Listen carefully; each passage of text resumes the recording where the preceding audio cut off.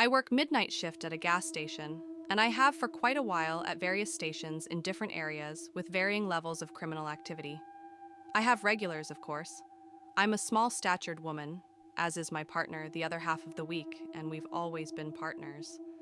So these regulars often worry about us and keep watch on creepy occurrences when they can. I had one man who worked in the metro an hour away who would stop in every morning for his cigarettes. He never smiled or seemed friendly, and as I often do, I tried to think of what I could do that might make him smile one day. It took many months, but I finally pulled it off by having his cigarettes ready on the counter and already scanned for him to pay for as he walked in. He smiled and then asked me, "Do you ever get scared on the night shift? You small girl is not safe." I said I sometimes did, but we could lock the doors and hide if we had to, and that the provincial police, think state troopers if you're American, had a station close by and came in often to get their highway vehicles washed. I had a good rapport with those police. He nodded and then told me a story about when he first moved to our country from Eastern Europe with his wife and child back in the late 80s, early 90s. He fell asleep at work one night at the gas station he worked midnights at. When he woke up, the phone had been ringing for hours, and his manager was shaking him violently, asking if he was all right. He was fine, he said. What was the problem? He was sorry he fell asleep. His manager screamed that it was fine he fell asleep to look outside. All of their motor oil was missing, and the outside of the place was a mess.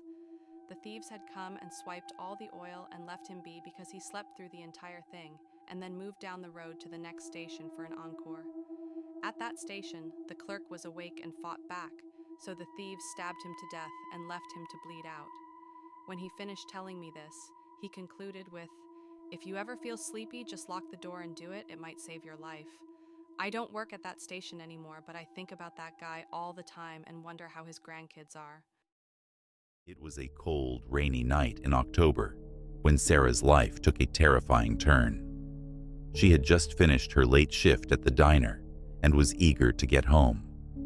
The roads were empty, the streetlights casting long, eerie shadows as she drove through the quiet town. To shake off the unease that had been nagging her all evening, she turned up the radio and focused on the road ahead. But as she glanced in the rearview mirror, her blood ran cold. There, sitting in the back seat, was a man she had never seen before. Sarah's heart pounded as she locked eyes with the figure in the mirror. He was pale and gaunt, with a hollow expression that sent chills down her spine.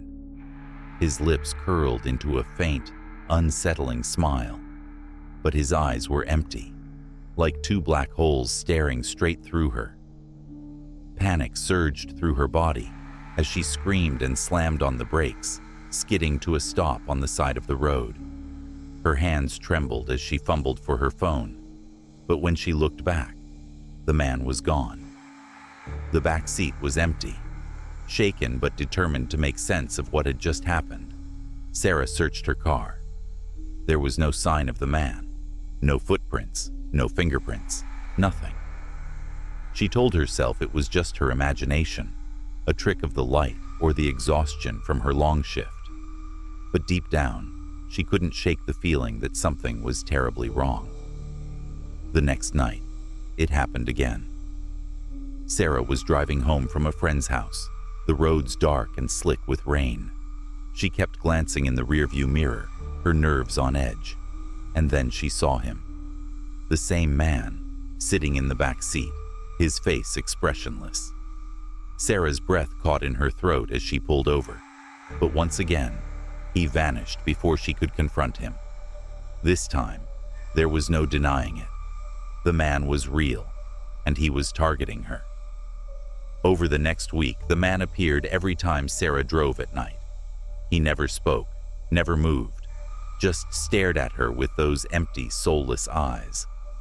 The constant fear began to take its toll. She stopped sleeping, stopped eating, consumed by the dread of his next appearance.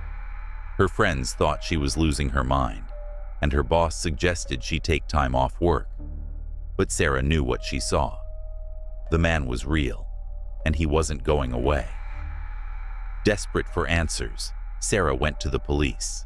She described the man in detail: his pale face, his hollow eyes, his chilling smile. The officer listened patiently, but without evidence, there was little they could do. Frustrated and terrified, Sarah decided to take matters into her own hands. That night, she parked her car in a well-lit area and set up her phone to record the back seat. Hours passed, and just as she was about to give up, she saw him. The man appeared out of nowhere, his face inches from the camera.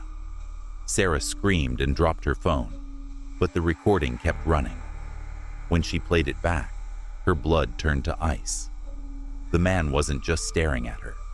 He was mouthing words she couldn't hear, but could read on his lips. "You're next." The message was clear. Sarah was in danger, and the man in the back seat wasn't going to stop until he got what he wanted.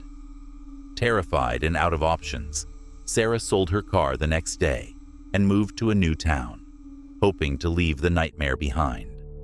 For a while, it seemed to work. The man disappeared, and Sarah began to rebuild her life. But a year later, she saw a news report that made her stomach drop. A woman in her old town had been found dead in her car, her face frozen in terror.